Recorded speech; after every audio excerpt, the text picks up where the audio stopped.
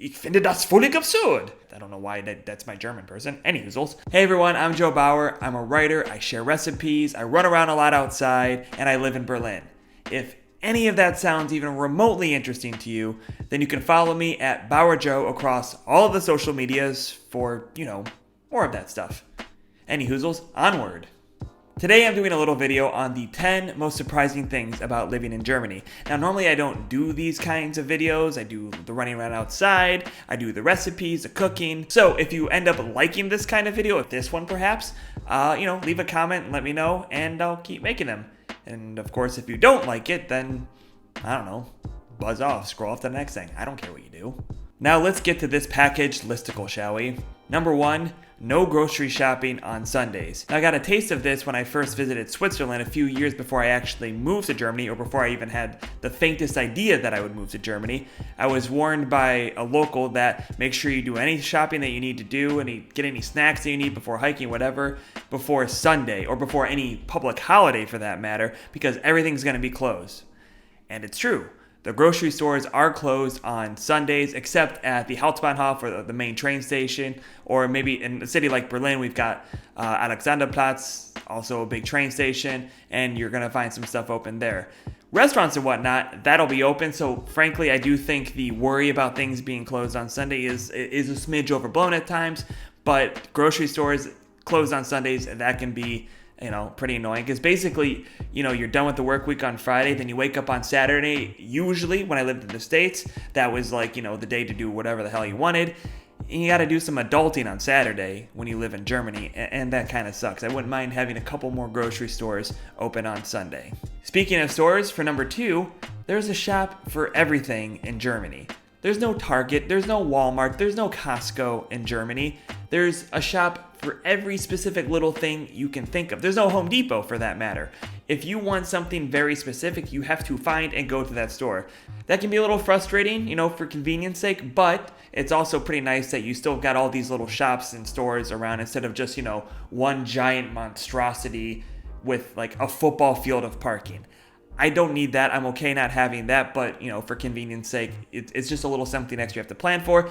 Fortunately, I basically never have to go to, a Home Depot, or try to find a Home Depot equivalent in Germany or a Walmart equivalent in Germany.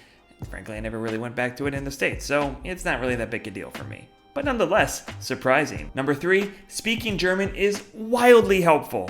Now, I know that sounds like nonsense. Like, of course it would be useful to speak German in Germany. But here's the thing. Numerous non-Germans and Germans themselves told me before moving to Germany, you can speak English. Don't worry about it. You don't need to learn German. It's fine. And ich finde das völlig absurd. I don't know why that's my German person. Anywhoozles, I find it to be wildly helpful. I can't imagine having lived here for 5 years not speaking any German whatsoever, or even speaking minimal German. I do a lot of travel writing, and so I go to small towns, I go to other parts of Germany, and not everybody speaks English, so it can be nice to sprech the Sprache that everyone's sprechen, And it's not even like a Berlin thing. You get that especially in Berlin, that, in Berlin, everybody speaks English, you don't need to speak German. But if you live in an apartment and you need stuff from, I don't know, like your apartment management agency to help, or, like a super to help fix something, a lot of times they don't speak English, and you're gonna have to, the Deutsch comes in handy. That's all I'm saying. So if you're planning on ever moving to Germany, learn German. Just learn the German, learn some basics. Of course, if you're traveling here as a tourist, you can definitely get by in English. But if you're planning to live in Germany, learn German. Just do it. Just learn a little bit of the Deutsch. It's fine. Number 4, there's very little spontaneity in Germany. Early on in our time in Germany, we made a couple of friends, a couple of German friends, and we thought like, hey, we like these people. Why don't we invite them out to a happy hour, a drink on Friday? It's a nice day. Let's just give them. Let's just send them a little message. Send them a message. Hey, would you like to go out for a drink? Have a happy hour or something? Is that even a thing here in Germany? It's not, but people drink on Fridays. It's just what you do. And the message comes back saying, I'm sorry, we have plans tonight. Totally understandable. How is it looking for you in about 2 months' time? Let me know when we can put it on the schedule. Like, that's basically the lack of spontaneity in a nutshell. Now, of course, I'm sure people will say, yeah, that's ridiculous. I've had spontaneous encounters with Germans. I have lived in Germany. I've had a drink on Friday just after a message. Absolutely. I'm sure there are exceptions to the rule, but in general, I just find there to be a little bit less spontaneity here. Number 5, and perhaps one of my favorite, transit runs everywhere in this country. I knew public transit would be better in Germany, moving from the United States where, in Cleveland, we had 2 Amtrak trains going across in the middle of the night, like star-crossed lovers, just... But in Germany, there's not a place in Germany that I've wanted to go to that I didn't go to because I couldn't get there without a car. In fact, I've never driven a car in Germany. I've never even felt I needed a car to go enjoy myself in Germany. I've been to the tiniest, quaintest of German villages where they have better bus and or train service than where I grew up in Northeast Ohio. That's been a very pleasant surprise that I can go anywhere my little heart desires in Germany. But on that note, let's move over to number 6. Germans generally complain about public transportation a lot, specifically Deutsche Bahn, which is the primary train service that, gets you around the country. I feel like most times that Deutsche Bahn is brought up in front of German folks, they comment about, the Deutsche Bahn, it's always late, it's just terrible.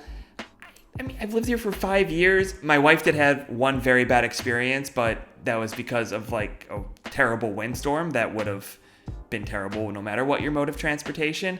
But in general, I've never had a bad experience. I've had occasional delays, but I've been able to get across the country at wildly fast speeds in comfort and convenience. I would venture to guess that I've actually probably traveled more, I dare say more, than the average German using Deutsche Bahn, because I like to travel a lot. I mean, I love trains so much. It's one of the reasons I wanted to move to Europe, and we don't have this in the United States. So I'm hopping on the train basically whenever I can, and it's more often than not been comfortable, fast, reliable. I'm not getting paid by Deutsche Bahn to say this. I just don't understand. I don't understand the complaining. I don't understand the fetching about Deutsche Bahn being, occasionally a few minutes late when I would just be, giddy if my train in my local train anyway, would show up in Cleveland, within the 10-minute window that it said it was going to maybe possibly show up. So the complaining, I just don't get it. All right, let's move away from the transit talk. Get to number 7. It's not all brats all the time. Vegans and vegetarians can eat really well in Germany. Now, of course, if you go to a small, perhaps a Bavarian village, yes, the most common fare is going to be your schnitzels, your bratwurst, those kind of meaty dishes. But in cities, especially like a Frankfurt or a Berlin is like vegan vegetarian paradise. I can't imagine that it gets much better than being a vegan vegetarian in Berlin. There's so many options. They're really good. I've actually, as a result of living in Berlin, I've cut down my meat consumption to basically like nothing. Basically, at this point, I only eat meat if I'm traveling someplace and it's offered to me, and I just, I want to be a good guest, and I'm not that serious about being a vegetarian, for better or worse. But in Berlin, I mean, the food is so good. There's so many options for a vegetarian that I personally don't feel the need to eat meat to feel like I'm getting, a pretty freaking fantastic meal. So there you go. You don't necessarily need to constantly down sausages when you're living and or traveling around Germany. Number 8, the beer it's good. It's good. That's not necessarily the surprising thing in and of itself, but I think a lot of people, especially folks in North America, think, oh, Germany, they have fantastic beer. You must, just have the best beer in the world. It's good. As you would expect, it's good, but they had a little thing called the 𝗦𝗸𝗶𝗽, which basically said, this is the recipe for this style of beer, and this is the recipe for this style of beer. In order for it to be called that beer, you need to make it this way. So the whole craft beer boom, throwing a little creativity into the brewing process, is a little bit slower to come to Germany. So I actually find that, if you really like getting good beers, you can definitely get a lot of good beer in Germany, but I would dare say I prefer drinking in neighboring Belgium or something. So again, the surprise isn't that you can get good beer in Germany. Of course you can. The traditional stuff is good. I'm not sitting here saying like I will only drink a craft beer. Ultimately, I'll just drink whatever you put in front of me. I'm going to yes and the drink that you put in my glass. That's not a problem. The hype I find was a little bit overblown. It's good. Just leave it at that. It's good beer. Number 9, people really do wait at the red light. I actually don't remember how much of this stereotype I was aware of before I moved to Germany, but there's definitely a stereotype that, Germans will always wait at the red light until it turns green to cross the street, even if the streets are completely empty. I've seen some folks get defensive about this, saying, "Oh, that's not true. That's whatever." Maybe in like the smaller towns and villages, perhaps. But I mean, I live in a part of Berlin, and now I've lived in Dusseldorf for 3 years, a mid-sized city, about like 600, 700 some thousand folks. I've been living in Berlin now for almost 2 years, and I gotta say, people for the most part wait at the red light when there's no traffic coming. On large streets, small streets, it doesn't really seem to matter. So I'm not saying that I am the holder of all knowledge and that I did any kind of scientific study, but anecdotally I've been like, at the light, been like, really? We're letting the red man decide when we cross the street. There's no cars here. I'm gonna go. Though personally, I tend not to cross the street on red if there's like a little child watching or whatever, because you might get yelled at by somebody, 𝗙liche 𝗹𝗹𝗶𝗽, nice role model. And I don't really feel like getting into that whole kerfuffle when I'm just trying to, get across the street, get on with my day. But if there's not a car coming, I'm not gonna get onto a side rant about how the whole jaywalking thing is BS to begin with, but that possible adjacent tangent side rant that I'm just almost going to grab onto, but I'm not going to, because that would be a monster of a different video. I'm generally going to obey it if there's a child watching, but otherwise I'm going to keep going. I'm not beholden to the 𝗙𝗵𝗃, the little red guy. If it's safe and it's clear, I'm going to go. Last but not least, number 10, Germany is not efficient. I think this became wildly clear during the pandemic when there was all kinds of different messaging coming out from the government, meetings on meetings on meetings to make a decision about when to have the next meeting and to make the decision about who makes the decisions, and just blah. The whole Germany is efficient myth, I think, got pretty well busted, at least among immigrants who live in Germany, and kind of thought like, oh, well, they're going to have this pandemic under wraps.